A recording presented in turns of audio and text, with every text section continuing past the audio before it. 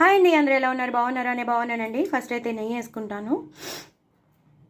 ఇదైతే చామదుంపల వేపుడు చాలా డిఫరెంట్గా చేశాను. చాలా అంటే చాలా డిఫరెంట్గా చేశాను. దీని గురించి చెప్తాను. ఫస్ట్ ఆఫ్ ఆల్ దీని గురించి చెప్పేస్తే మీకు దాన్ని బట్టి అర్థమైపోతుంది. సో ఇవి అరటికాయ బజ్జీలు.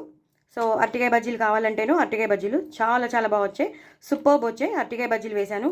అలాగే ఆలు బజ్జీలు కూడా వేశాను. నేను ఎప్పుడైతే అరటికాయ బజ్జీలు వేస్తానో ఆలు బజ్జీలు కూడా వేస్తాను. బికాజ్ ఆలు బజ్జీలు అంటే అందరికీ ఇష్టం. సో ఇవన్నమాట స్నాక్స్. అది మీరు సైడ్ డిష్గా తింటారా, అన్నంలో తింటారా, లేదా స్నాక్స్ రూపంలో ఈవినింగ్ తింటారా, అది మీ ఇష్టం అండి. బట్ ఎలా చేయాలో దీని రెసిపీ అయితే నేను మీకు షేర్ చేసేసాను. సో తప్పకుండా మీరు చేసుకోండి. చాలా చాలా టేస్టీగా ఉంటాయి, చాలా చాలా బాగుంటాయి. మీకు తెలుసు ఇప్పుడు ఎక్కువ అరటికాయ బజ్జీలే మనకి ఫంక్షన్స్లో పెట్టేస్తున్నారు కాబట్టి సో నేను ఇలా చేశాను. మన అమ్మమ్మలు బామ్మలు అమ్మలు ఇలాగే రౌండ్గానే చక్రాలుగా తరిగి చేసేవారు కాబట్టి నేను అదే ఫాలో అయ్యాను. నేను పొడుగ్గా తరగలేదు, కావాలని నేను ఇలా చక్రాలుగా రౌండ్గా చేసుకున్నాను. సో ఆలు బజ్జీలు అయినా సరే నేను ఇలాగే చేస్తాను, అరటికాయ బజ్జీలు అయినా సరే ఇలాగే చేస్తాను. సూపర్బ్ ఉంటాయి, చాలా చాలా బాగా వచ్చాయి. సో పిండి మిగిలిపోయిందండి. పిండి మిగిలిపోతే నేను ఇలాగా పచ్చిమిరపకాయలతో వేసేసాను. ఇది పచ్చిమిర్చి బజ్జీ అనుకోకండి, జస్ట్ మిగిలిన పిండిని వేస్ట్ చేయకుండా నేను ఇలా పచ్చిమిరపకాయలు వేసేసాను. సో దట్ బజ్జీగా వేసేసాను.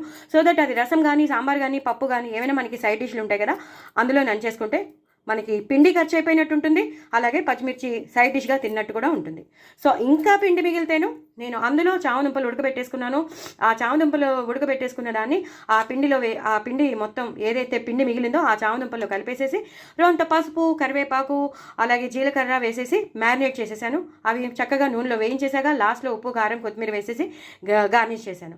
అల్లం వెల్లుల్లి పేస్ట్ కానీ, వెల్లుల్లిపాయలు కానీ, ఉల్లిపాయలు కానీ ఏమీ వేయలేదు.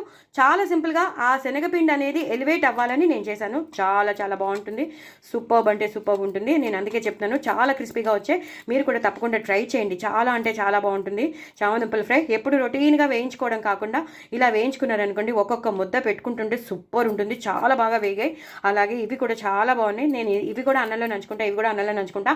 నాకు చాలా ఇష్టం. సో మీరు కూడా ఇలాగే ట్రై చేయండి. పప్పు అయితే అదిరిపోయింది. ఆకుకూర పప్పు అదిరిపోయింది. చాలా చాలా పప్పులో నంచుకుంటే చాలా బాగుంటుంది అని చెప్తున్నాను కదా. ఇవన్నీ పప్పులో నంచుకుంటే చాలా బాగుంటుంది. సో ఈవినింగ్ స్నాక్స్గా తినండి, ఇలా పప్పులో తినండి, సూపర్బ్ ఉంటుంది.